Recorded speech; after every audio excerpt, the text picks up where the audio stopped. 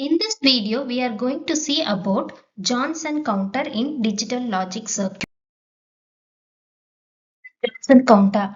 It is basically an application of shift register. We have seen about shift register in the previous videos where a shift register is used mainly for the purpose of storing the data or transferring the data. It does not have any sequence of states. But we want a counter which has to do the counting operation as well as shift some data. So in that case, we can go for Johnson counter. How to get this Johnson counter? Shift registers can be modified to work as a counter. So this is the basic shift register circuit. We have 4 flip-flops connected together. So this is a basic shift register. If I give some data, I will get the data here. Okay, now I have to modify this circuit to get to work it as a counter as well as shift register. So this can be achieved by connecting either QD to DA or QD bar to DA. So depending upon which output I am connecting, there are two types of counter. One is called the ring counter, another one is called Johnson counter. So ring counter we have seen in the previous video, that is the chapter 51, we have seen about ring counter. In this video, we are going to see about the working of Johnson counter. So Johnson counter is also called as a twisted ring counter because in ring counter, we will connect the QD output to DA, whereas here the complement of QD, that is QD bar, is connected to the input of the first flip-flop. So that is the only difference between ring counter and Johnson counter. That is why it is called twisted ring counter. Let's see the working of Johnson counter.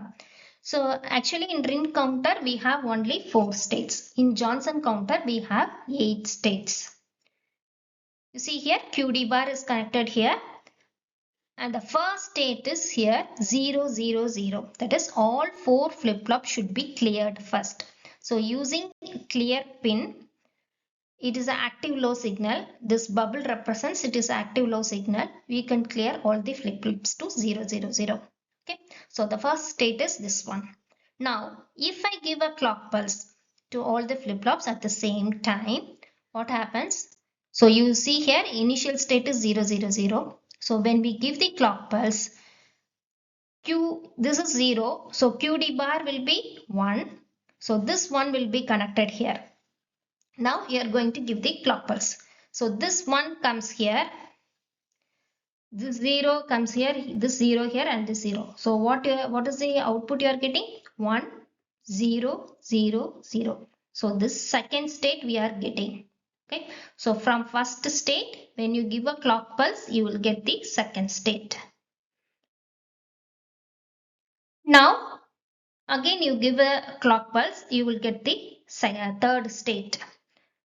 So here you see the QD bar, it is 0 here. So here it should be 1. So this one is connected here. Now 2 ones are there. You just shift the data here.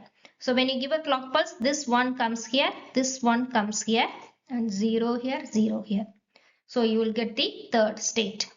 So similarly, the data gets shifted like this for each clock pulse. Now you take this case, fifth state. You have all 1 1 1. All the 4 flip-flops are giving an output of 1 1 1. Now what happens? If I give a clock, so before that we will see what is, this is 1. So QD bar should be 0. So this 0 will be connected here. So here is 0 0. So now you give the clock pulse. So this 0 will be shifted here. This one comes here, this one comes here and this one comes here. So it is 0 1 1 1. Okay, so this is how the state works. So if again I give a clock pulse, this data gets shifted. So I will get the seventh state. So it keeps on going like this. So let's see the number of states in a Johnson counter. So in a normal counter with 4 flip-flops, we can get 16 states because 2 power n equal to n. But In Johnson counter, we have seen that with 4 flip-flops, we are getting only 8 states. So the number of states in a Johnson counter n is equal to 2 times n, where n is this small n is the number of flip-flops. But it is better than ring counter, because in ring counter we will get only 4 states.